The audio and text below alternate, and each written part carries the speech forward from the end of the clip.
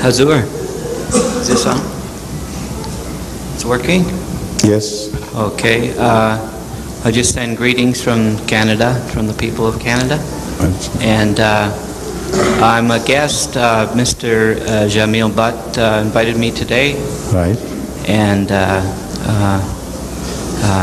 late Munir I met today. Thank you. You're most welcome. And I feel most welcome. And it's a pleasure. And I've been fed well here. And I see you're fun-loving people. And I don't want to ask any hard questions or heavy questions, you know. Anything. You're most welcome.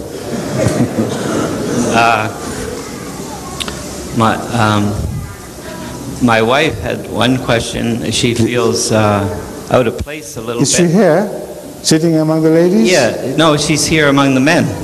I see. Where about? Over there. Oh, yes. Why didn't you ask your question yourself? Huh?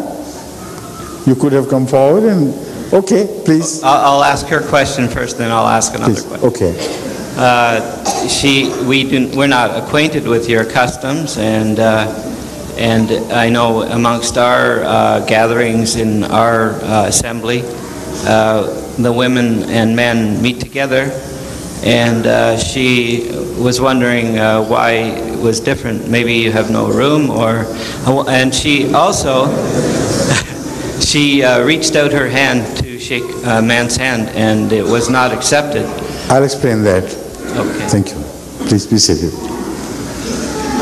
You see, you have already suffered enough with a permissive attitude towards the interrelationship between sexes. You have reached a stage where instead of asking me the question, you should have been capable of answering the question yourself. The fact is that the free interrelationship has pushed the society in the direction of a single-minded pursuit of voluptuous pleasure, and there is no denial of that. It has reached a stage where nature has already started punishing the permissive society. In so many ways, it has been punishing the permissive society for the last so many hundred years. But now it has reached a stage whereby, as if the nature would exterminate those people who do not listen to the call of nature and the call of morality. For instance, there was gonorrhea to begin with, then came syphilis. They thought they had fought enough with syphilis, and it's very surprisingly, they were just sex-related diseases. The bacteria, the virus could not spread through any other means. So it was not the result of natural meeting of husband and wife. These diseases were only result of irregularities of contact between man and woman. And it was permissiveness which helped them spread like sometimes wildfires, even in America. An attempt was made to counter these threats, and the doctors thought, we have got over it, no more of such nuisance. Then came syphilis. When it was suppressed, it went deeper into the system. People thought they had done away with it, yet it went into the basic human cells.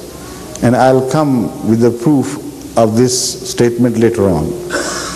Then there came herpes, that is the sex-related herpes. The doctors cured it, and the same patient suffered again and again and again. It was not like herpes zoster, which once cured leaves you forever. It went on causing suffering in response to the pleasure, the unlicensed pleasure which people got before. So much so that it offset the pleasure by a large margin. And still people have not been able to recover from it enough when you are confronted with AIDS.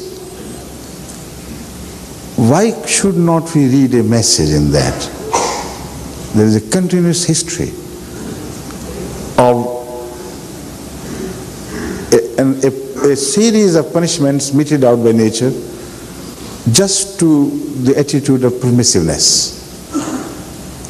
And things are going out of our control.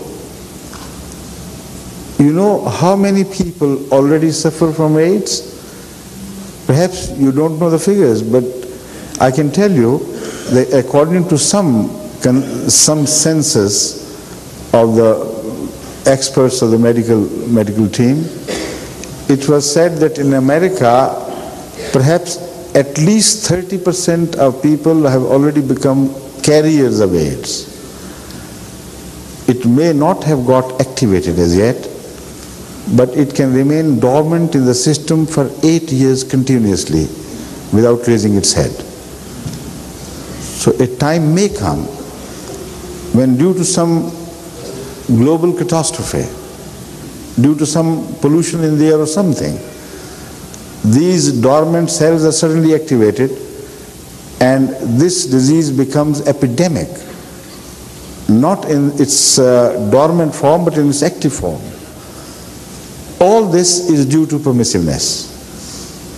How many homes are broken today in the most advanced societies of the world?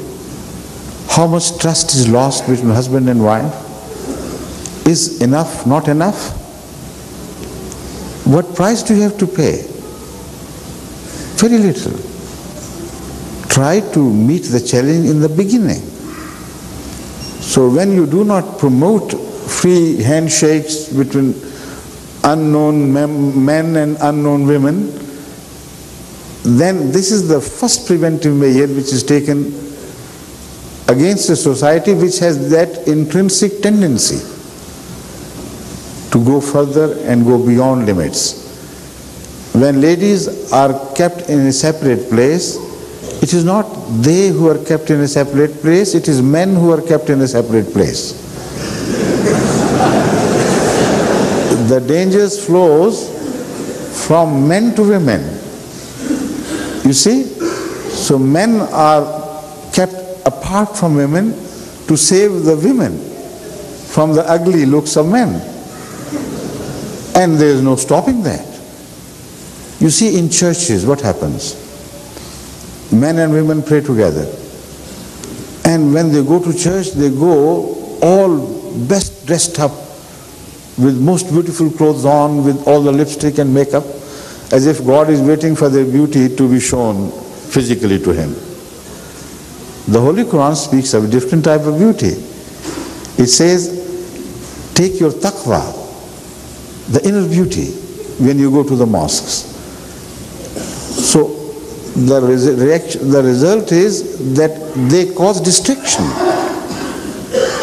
When we gather here in the mosque to pray to Allah, and when we are men alone, there is no distraction.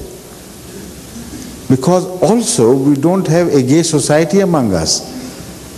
All the measures are taken in Islam to suppress that tendency.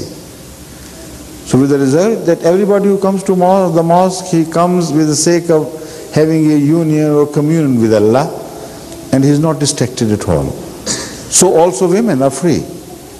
They can say their prayer freely, they can bow to God, they can prostrate to earth, knowing that there is no wicked eye watching them from behind. And they do not have always to be taking care of how they look and how they dress. They can simply go walk from the house to the mosque. But when they go to the streets, they have to take special care.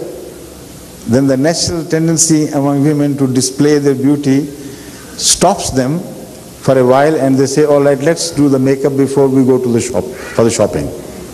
What for? Why do they make up? What are the shopkeepers to them? Husbands are in the house. If they want to look beautiful, they should look beautiful before the husbands, not to the unrelated people.